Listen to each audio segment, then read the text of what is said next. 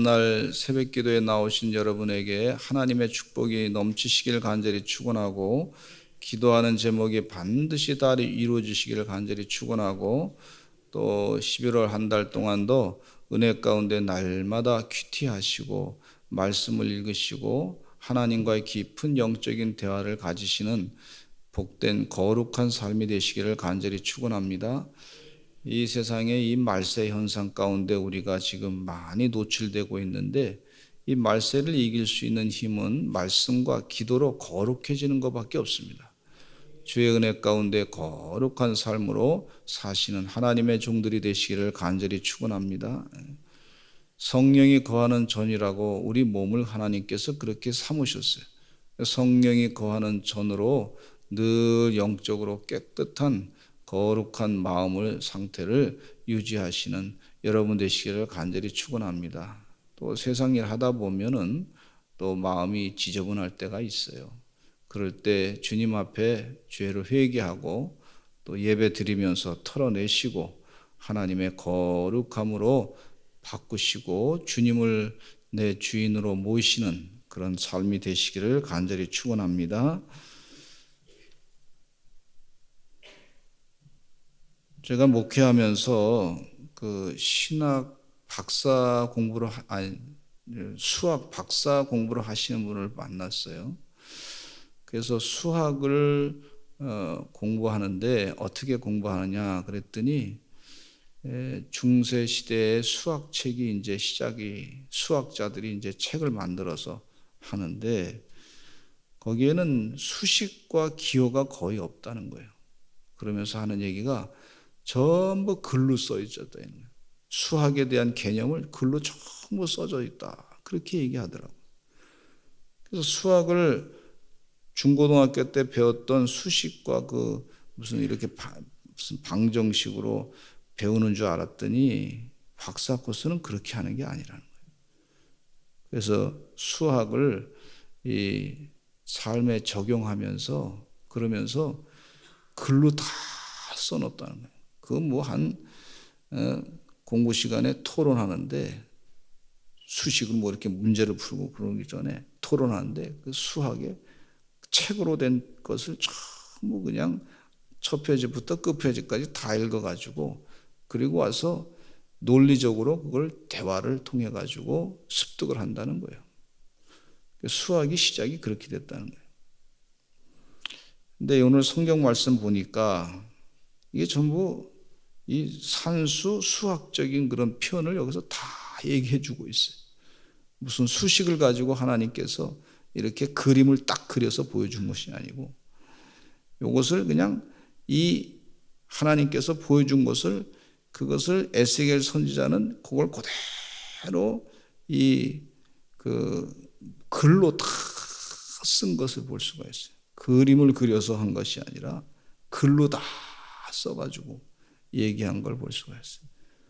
여러분, 성경 말씀을 배우다 보면 거기에 수학이 나와 있는 걸 볼 수가 있습니다.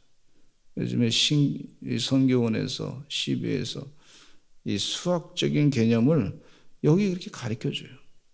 그래서 뭐 재단의 크기는 이러하니라, 이게 전부 수학이나 한자는 팔꿈치에서부터 손가락에 이르고 한 손바닥 넓이가 더한 것이라.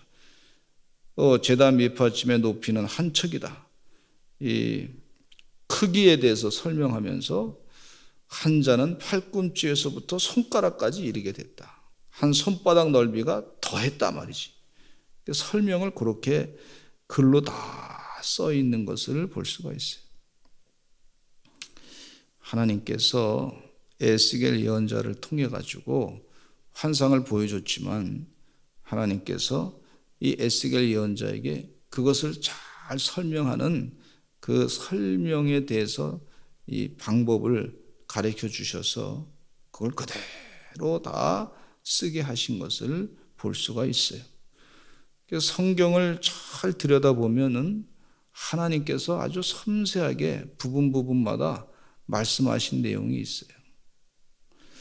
주의 은혜 가운데 하나님께서 차분하게 말씀하시는 것을 듣고서 그 말씀대로 내 내면을 바꾸시는 역사가 있으시기를 간절히 축원합니다. 근데 이 말씀 가운데 보면 제단의 크기와 모양에 대해서 가장 먼저 오늘 말씀에 설명해 주고 있는데, 이 여러 물건 가운데서도 제단을 상당히 중요시하게 여기신 것을 볼 수가 있어요. 그 이유는 하나님께 제사를 드리는 것이 참 중요하기 때문에 그렇습니다. 하나님께서는요, 이스라엘 백성들이 하나님께 제사를 드림으로 하나님을 만나고 그들이 거룩해지도록 하는 것이 참 중요한 일이었어요. 그러니까 우리 성도들은요, 예배하는 삶이 되어야 될 줄로 믿습니다. 하나님께 예배하는 게 참 중요해요. 예배하는 공동체라고 볼 수가 있습니다. 근데 이 예배는요, 참 하나님께서 우리를 영적인 존재로 만드셨는데, 예배는 어떤 은혜가 있냐면 사람은 자기를 객관화시켜 가지고 자기 자신을 바라보게 하는 거예요. 하나님의 눈으로 나를 바라보게 하는 거예요. 이게 예배의 큰 은혜입니다. 그래서 하나님의 눈으로 나를 바라보니까 내가 잘못된 것이 무엇이다 깨닫게 해주신단 말이에요. 이게 얼마나 큰 은혜인지 몰라요. 그러면서 자꾸 예배를 드리다 보면 칼빈이라고 하는 분은 뭐라고 얘기했냐면, 사람이 예배를 잘 드리고 자기를 자꾸 객관화시켜서 그러면서 자기를 바라보고 내가 잘못한 것이 무엇이고 하나님 원하시고 기뻐하시는 것이 무엇인지 자꾸 깨달으면, 칼빈이라고 하는 어떤 사람이든지 예배를 잘 드리면 하나님께서 천재로 만드신다는 거예요. 천재로. 하나님은 당신의 사랑하는 백성들을 영적인 천재로 만들기를 원하시는 줄로 믿습니다. 그래서 예배가 얼마나 중요한지, 그 예배는 자기 자신을 돌이켜 볼 수 있는 힘이 그 가운데 나오는 걸 볼 수가 있고, 그래서 예배가 성도에게 있어서 참 중요한 일인 것을 우리가 알아야 될 줄로 믿습니다. 이 모세가 애굽의 바로 왕 앞에 나갔었을 때 이스라엘 백성들을 내주시기 바랍니다. 이스라엘 백성들을, 지금 애굽에서 고생하는 백성들을 내주시기 바랍니다. 그랬더니 바로가 왜 그러느냐 물었어요. 뭘 하기를 그렇게 원하느냐? 광야로 지금 가서 하나님께 예배 드리기를 원합니다. 그랬어요. 그러니까 바로 왕은 예배에 대한 개념이 없었던 사람이었단 말이에요. 근데 모세는 이스라엘 백성들이 출애굽해가지고 해야 될 일이 뭐냐? 자유해가지고 처음으로 해야 될 일이 바로 예배다. 그렇게 말씀하고 있어요. 여러분, 예배는요, 자유의 시작이라고 볼 수가 있어요. 예배의 자유. 아주 중요한 얘기를 지금 우리가 하고 있는데, 마틴 루터 목사님은 종교개혁을 하면서 그러면서 이 예배의 자유에 대해서 굉장히 강조하신 것을 볼 수가 있어요. 우리가 예배를 잘 하나님께 드려야 될 줄로 믿습니다. 어디서든지 예배하는 주의 백성 되시기를 간절히 축원합니다. 자기 자신을 객관화시켜서 자기 자신을 하나님의 눈으로 바라볼 수 있는 힘, 은혜, 그 능력, 그랬을 때 나는 하나님 앞에 참 부끄러운 존재구나. 하나님께서 원하시는, 기뻐하시는 일이 무엇인가? 나를 이렇게 죄인된 가운데서부터 사랑이 많으신 하나님께서 예수 그리스도를 이 땅에 보내셔서 예수님 앞에 죄를 회개하게 하시고 나를 의롭다 인쳐주시고 영생의 삶을 살게 하시고 그 은혜 가운데 내가 사는 존재구나 하는 걸 깨달을 때 예배하는 자가 하나님의 지혜로 세상을 이기게 되는 줄로 믿습니다. 주의 은혜 가운데 참된 예배자가 되시기를 간절히 축원합니다. 그래서 마틴 루터 목사님이 종교 개혁을 하면서 종교의 자유, 예배의 자유에 대해서 말씀하셨어요. 여러분, 예배 자유 잃어버리게 되면 다 잃어버릴 수 있어요. 자유를 잃어버릴 수 있어요. 주의 은혜 가운데 이 예배의 자유. 그래서 대한민국 법에 또 이 중세 이후에 유럽의 법에 뭐가 들어갔냐면 이 종교개혁 이후에 종교의 자유가 들어갔어요. 종교의 자유. 네. 집회 결사의 자유. 예배의 자유. 그 법에 들어가 있는 거예요. 우리나라 법에도 예배의 자유가 있어요. 종교의 자유. 이게 얼마나 중요한 가치인지 몰라요. 그걸 아시는 하나님께서 하나님께 예배하는 자. 그래서 제단을 가장 먼저 중요한 예배에 그래서 우리는 가끔 지금은 많이 안 사용하지만 서산제일제단 이런 표현을 쓰지 않습니까? 예배당, 제단, 예배를 드리기 위한 곳. 제단이 중요하니까, 예배가 중요하니까 그렇게 표현을 하는 것을 볼 수가 있어요. 여러분 예배 잘 드리시기 바랍니다. 신령과 진정으로 예배 드리시는 하나님의 종들 되시기를 간절히 축원합니다. 늘 자신을 하나님 말씀으로 하나님으로 바라볼 수 있는 은혜를 달라고. 사도 바울이 자신의 죄가 무엇인지 깨닫고 난 다음에 이 로마서 말씀 가운데 보듯이 오호라 나는 공고한 사람이로다. 누가 이 사망의 몸에서 나를 건져내랴 그러면서 생명의 성령의 법이 죄와 사망의 법에서 나를 건져내었도다. 예수님으로 말미암아 그렇게 나가 바뀌어졌다. 그렇게 예배하는 신령과 진정으로 예배하는 자의 삶을 살았던 걸 볼 수가 있어요. 두 번째 18절로부터 22절 말씀을 보니까 제단을 정결하게 했어요. 하나님은 제사를 진행하기에 앞서서 제단을 정결하게 하고자 절차를 정해 주십니다. 정결하게 하고자 절차를 정해 주시는데 제사장은 어린 숫송아지 피를 제단에 바른 뒤 나머지는 성소 밖에서 불을 사르고 다음 날에는 순엽소를 동일한 방법으로 바쳐서 제단을 정결하게 합니다. 죄의 대가를 치르는 거죠. 율법대로 백성의 죄를 씻고자 짐승의 피가 필요했는데 죄의 대가를 치르는 것이죠. 제단을 정결하게 해가지고 우리가 목욕할 때에도 목욕하는 순서가 있잖아요. 먼저 옷을 벗고 그리고 물을 한번 칠하고 또 비누칠도 하고 그리고 또 물로 다 씻어내리고 이 순서가 바뀌지 않잖아요. 그리고 다시 옷을 입고 목욕한 모습으로 이제 정결하게 살게 되는 것을 깨끗하게 살게 되는 걸 볼 수가 있어요. 그걸 반대로 말이죠. 목욕한다 그래서 그냥 옷 입고 목욕탕에 들어가가지고 그냥 비누칠하고 말이죠. 물 한번 목욕이 안 되잖아요. 우리가 옷을 다 벗고 하나님 앞에 내 모든 거 다 내려놓고 정결한 모습으로 하나님 앞에 대면해서 예배를 드리는 거예요. 하나님, 내가 참 하나님 앞에 모든 거 다 내려놓고 기도할 때도 하나님 다 내려놓고 사도 바울은 늘 그랬어요. 우리 성도님들도 다 그렇게 하실 줄로 믿습니다. 저도 기도할 때 하나님 제가 목사입니다. 제가 장로입니다. 권사입니다. 집사입니다.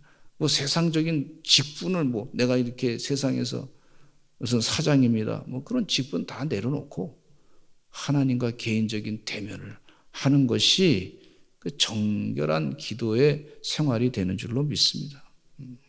히스기야 왕이 이사야 예언자로부터 당신이 곧 죽을 것이요 하는 예언을 받았어요. 그랬을 때 왕이 말이죠.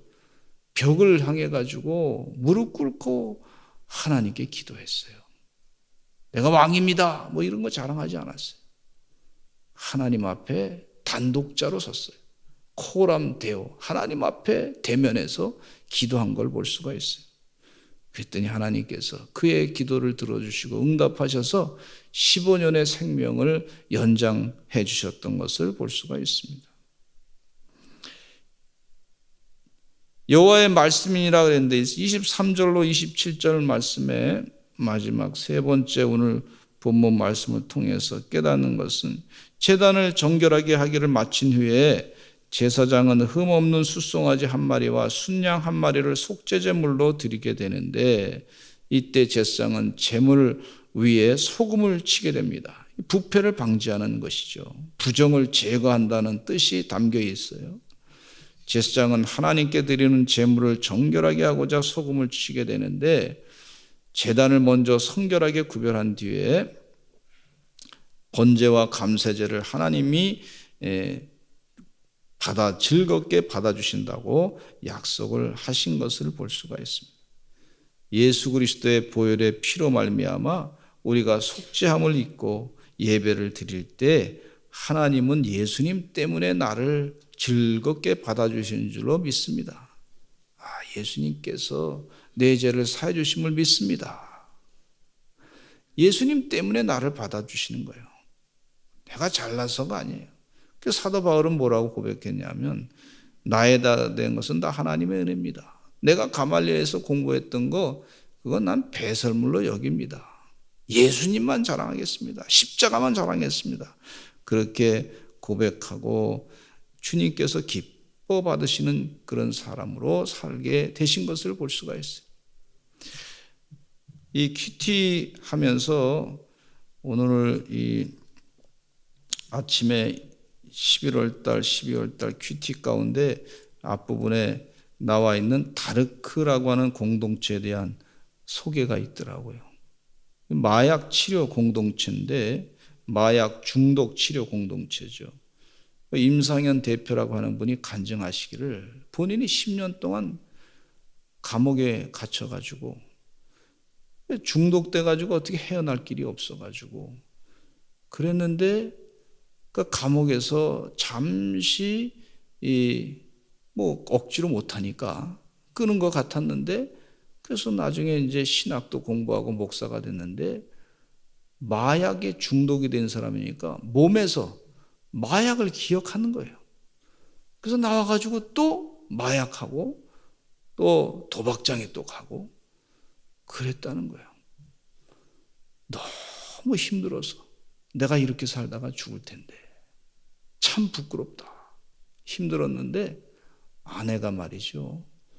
큐티하면서 변화돼가지고 자신을 사랑으로 받아주고 인정해주고 그러다가 이 큐티하는 공동체에 들어와가지고 매일 하나님 말씀대로 그 마약 중독 치료 공동체에서 그 소장으로 일을 하게 됐는데 하나님 말씀에 집중하지 않으면 마약 중독에 계속 몸이 기억해가지고 계속 간다는 거예요.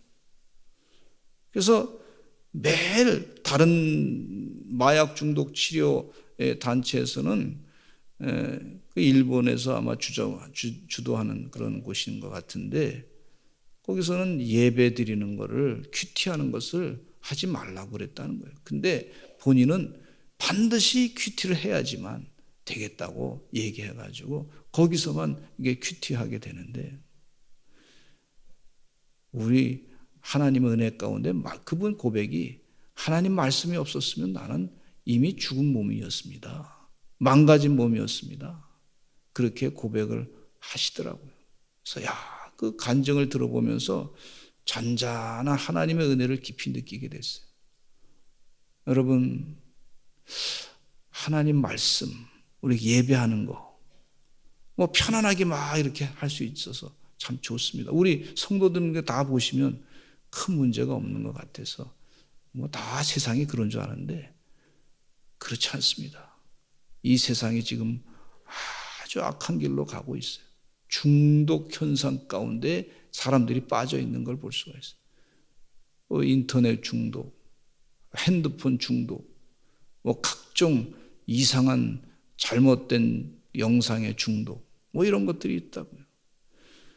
우리 몸이 기억하는 거예요, 몸이. 안 하고 싶어도. 그걸 이길 수 있는 방법은 하나님께서 그걸 아시고 에스겔 예언자를 통해서 이 제단을 보여주시고 예배하는 것이 무엇인가, 정결하게 사는 것이 무엇인가를 가르쳐 주신 걸 볼 수가 있어요. 하나님 사랑하셔서 그렇게 보여주신 거예요.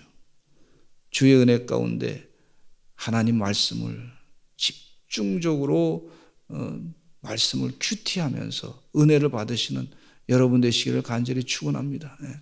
지금 그분에게는요, 마약 중독에 있던 그분에게는 이 큐티가 하나님 말씀과 접하는 게 그 생명이에요, 생명. 우리는 지금 여기서 말씀을 읽으면서 생명이 넘치는 거예요. 주의 은혜 가운데 차분히 앉으셔서 큐티하는 시간을 빼앗기지 마시기를 간절히 축원합니다. 예배하는 시간을 빼앗기지 않는 하나님의 종들이 되시기를 간절히 축원합니다. 하나님께서 주시는 은혜가 있어요. 평안한 은혜가 있어요. 그 말씀 안에서 새 힘을 얻고 능력을 체험하고 하나님의 지혜로 세상을 이길 수 있는 그 능력과 은혜를 빼앗기지 않는 하나님의 종들이 다 되시기를 간절히 축원합니다. 우리 11월 한 달 동안도 믿음으로 승리하게 달라고 간절하게 기도하시는 여러분 되시기를 간절히 축원합니다. 또 각자 개인 기도 제목을 놓고 기도하시고, 자녀를 위해서 기도하시고, 또 나라를 위해서 기도하시고, 선교를 위해서 기도하시고, 우리 전도를 위해서 기도하시고, 또 영혼을 살리는 일에 힘쓰는 삶이 되게 해달라고, 우리 지혜가 부족하거나 하나님의 지혜를 더하여 주시옵소서. 주여 삼창하시고 통성으로 기도하겠습니다. 주여, 주여.